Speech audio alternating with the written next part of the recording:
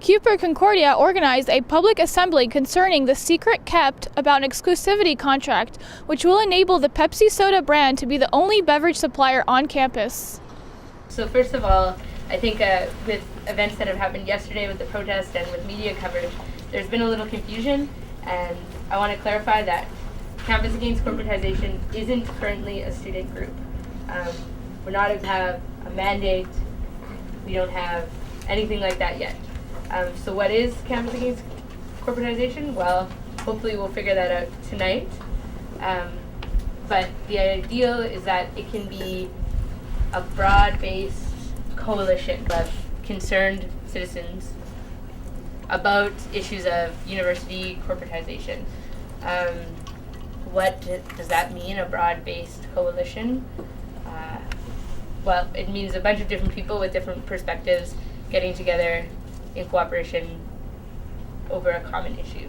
I'll admit that I started the ball on organizing this, and the reason I did so, and then I think the reason that other people joined in and that you guys are all here is because it's clear that while we have a number of really awesome student groups, grassroots organizations that are working for things related to this, there's no common movement for against these kind of exclusivity contracts, especially not one that is specifically regarding student rights, reclamation of student control, accountability, stuff like that. It seems that there's no sort of connection between movements, and there's this gap there where those people who are working on it for separate reasons, and they seem to be working on it alone.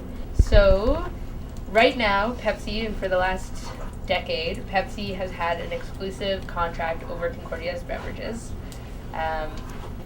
These contracts, the way that exclusive contracts usually work is it's like a corporate sponsorship.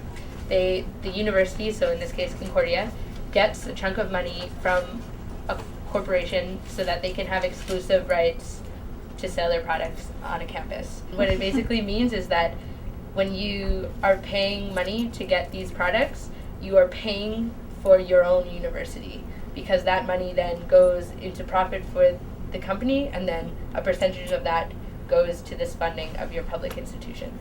So Pepsi has had that for the last 10 years. It was supposed to expire, or it's expiring in December, and what we recently found out is that an in-principle contract, new exclusive contract with Pepsi, is going to be signed on Friday.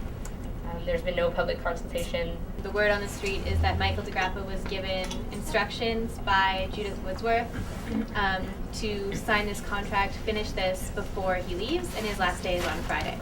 So that would make sense that it would be tomorrow. We have not been allowed to see anything regarding the contract. We haven't even been allowed to see the last contract that they signed. We've been told that it's not our right to see that information. There are groups that have been involved with negotiations or with conversations with the administration about these, but I think it's important to remember that that no one who's been in these conversations has had a direct mandate from students to be there, to be pushing for student consultation. No one has been elected on a basis of student representation on corporate contracts, especially on this Pepsi contract. Sorry, I should specify. And why haven't they gotten that mandate? Because students aren't mobilized, and students aren't making sure that they're being represented. There's this lack of mobilization of any kind on this matter from most of the students. And so why we're here tonight, sorry, this has been sort of like a long circle, but why we're here tonight and why this public assembly is happening and why Campus Against Corporatization came up in the first place was to build a movement, a student movement, a community movement, I should say, in which that mandate is created and is actively